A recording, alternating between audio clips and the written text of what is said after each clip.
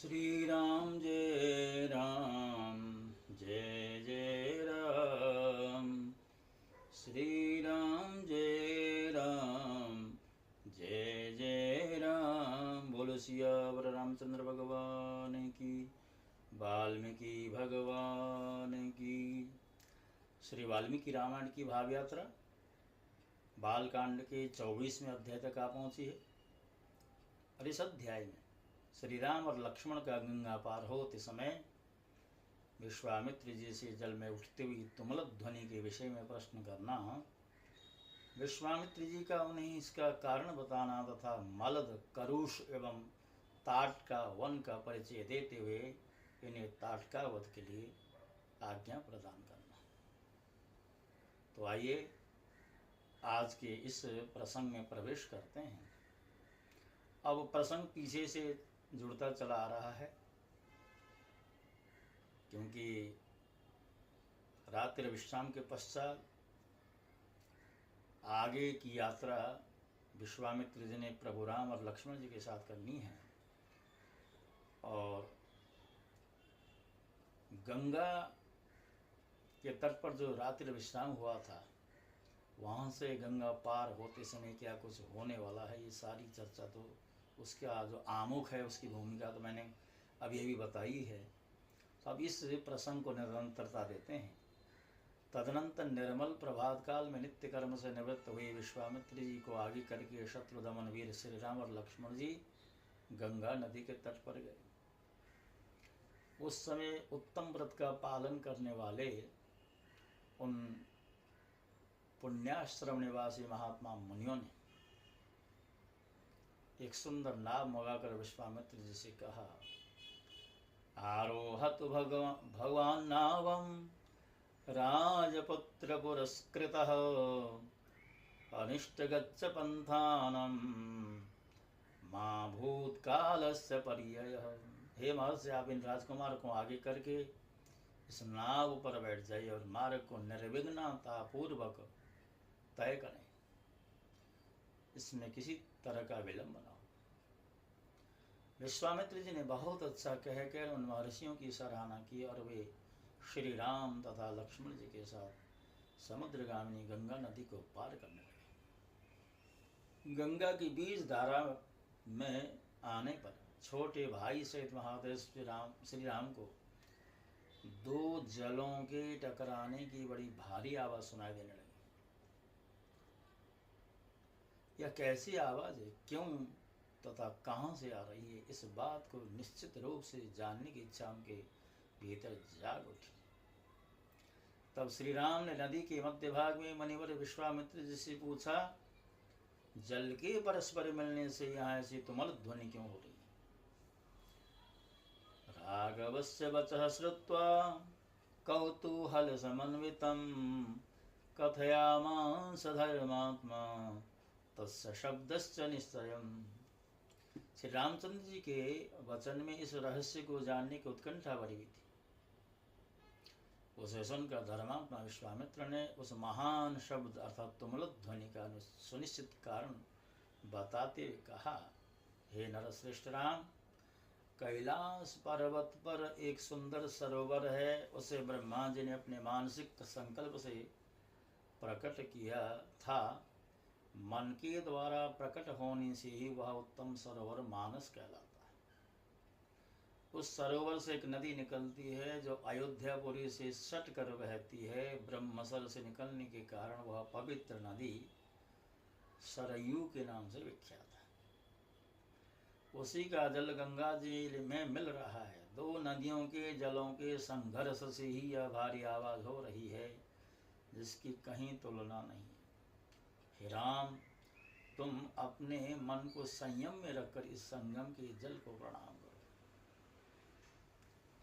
यह कहकर उन दोनों अत्यंत धर्मात्मा भाइयों ने उन दोनों नदियों को प्रणाम किया और गंगा के दक्षिण किनारे पर उतरकर वे दोनों बंधु जल्दी जल्दी पैर बढ़ाते हुए चलने लगे।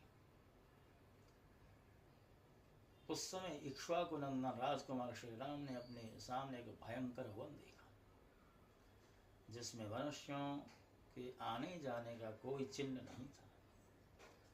उसे देख कर उन्होंने मुनिवर विश्वामित्र से पूछा, गुरुदेव, यह वन तो बड़ा ही अद्भुत एवं दुर्गम है। यहाँ चारों ओर झिल्लियों की झनकार सुनाई देती है। भयानक हिंसक जंतु भरे हुए हैं। भयंकर बोली बोलने वाले पक्षी सब ओर फैले हुए हैं। नाना प्रकार के विहंगम भीषण स्वर में बड़बड़ा रहे हैं, चहचहा रहे हैं। सिंह, व्याघ्र, सुअर और हाथी भी जंगल की शोभा बढ़ा रहे हैं। धव अर्थात धौरा, अश्वकर्ण एक प्रकार के शाल वृक्ष, ककुब, अर्जुन, बेल, तेंदु, पाटल, पाकड़ तथा बेर के वृक्षों से भरा हुआ यह भयंकर वन क्या है?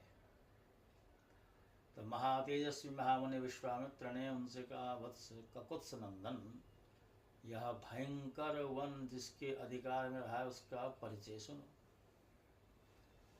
हे नरश्रेष्ठ, पूर्व काल में यहाँ दो समृद्धिशाली जनपद थे, मलद और करुष। ये दोनों देश देवताओं के प्रयत्न से निर्मित हुए थे। हे राम, पहले की बात है, वृत्रासुर का वध करने के पश्चात देवराज इंद्र मल से लिप्त हो गए थे। क्षुधा से भी उन्हें धर दबा, क्षुधा ने भी उन्हें धर दबाए और उनके भीतर ब्रह्म हत्या प्रविष्ट हो गई। तब देवताओं तथा तपोधन ऋषियों ने मलिन इंद्र को यहाँ गंगा जल से भरे हुए कलशों द्वारा नहलाया तथा उनके मल और कारुष क्षुधा को छुड़ा दिया। इस भूभाग में देवराज इंद्र के शरीर से उत्पन्न हुए मल और कारुष को देकर देवता लोग बड़े प्रसन्न हुए। इंद्र पूर्ववत निर्मल निष्करूप अर्थात क्षुधाहीन एवं शुद्ध हो गए।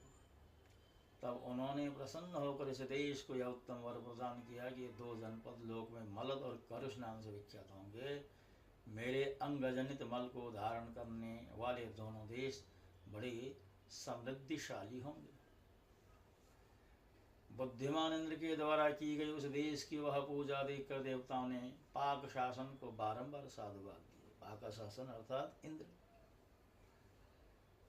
शत्रुदमन, मलद और करुष ये दोनों जनपद दीर्घ काल तक समृद्धिशाली धन धान्य से संपन्न तथा सुखी रहे हैं। कुछ काल के अनंतर यहाँ इच्छानुसार रूप धारण करने वाले एक यक्षिणी आई, जो अपने शरीर में 1000 हाथियों का बल धारण करती है। उसका नाम ताटका है। वह बुद्धिमान सुंद नामक दैत्य की पत्नी है। तुम्हारा कल्याण हो। मारीच नामक राक्षस जो इंद्र के समान पराक्रमी है, उस ताटका का ही पुत्र है। उसकी भुजाएं गोल, मस्तक बहुत बड़ा, मुंह फैला हुआ और शरीर विशाल है। और भयानक आकार वाला राक्षस यहाँ की प्रजा को सदा ही त्रास पहुंचाता है। रघुनंदन वह दुराचारणी ताटका भी सदा मलद और करुष इन दोनों जनपदों का विनाश करती है। वह यक्षिणी 1.5 योजन अर्थात 6 कोस तक के मार्ग को घेर कर इस वन में रहती है। अतः हम लोगों को जिस ओर ताटका वन है उधर ही चलना चाहिए। तुम अपने बाहुबल का सहारा लेकर इस दुराचारिणी को मार डालो। मेरी आज्ञा से इस देश को पुनः निष्कंटक बना दो। यह देश ऐसा रमणीय है तो भी इस समय कोई यहाँ आ नहीं सकता। हे राम, उस असह्य एवं भयानक यक्षिणी ने इस देश को उजाड़ रखा है। यह वन ऐसा भयंकर क्यों है, यह सारा रहस्य मैंने तुम्हें बता दिया। उस यक्षिणी ने ही इस सारे देश को उजाड़ दिया है और आज वह अपने उस क्रूर कर्म से निवृत्त नहीं हुई है। भक्तों,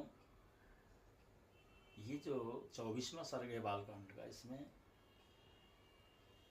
विश्वामित्र जी ने बताया कि ताटका नाम की जो यक्षिणी है उसका आतंक किस तरह है और उसका पुत्र मारीच वह भी ऐसा आतंक फैलाता है कि इस वन में किसी की भी प्रवेश करने का साहस नहीं होता। सुरम्य वन होता हुआ भी, जहाँ घने वृक्ष हैं, नाना तरह के पशु हैं, पक्षी हैं, इतना सब कुछ होने पर भी ताटका और उसके पुत्र मारीच की आतंक का ही कारण है ये बिल्कुल सुनसान सा जान पड़ता है, किसी मनुष्यों की पहुंच से दूर जान पड़ता है। और इसी चर्चा के साथ साथ इस 24वें अध्याय को यहाँ पर विश्राम दिया गया है। इसमें 32 श्लोक हैं। आपसे विदा होता हूँ। जाते जाते आपसे पुनः निवेदन, यदि आपने हमारे चैनल को सब्सक्राइब नहीं किया है तो अभी कर दीजिए। सियावर रामचंद्र भगवान की जय।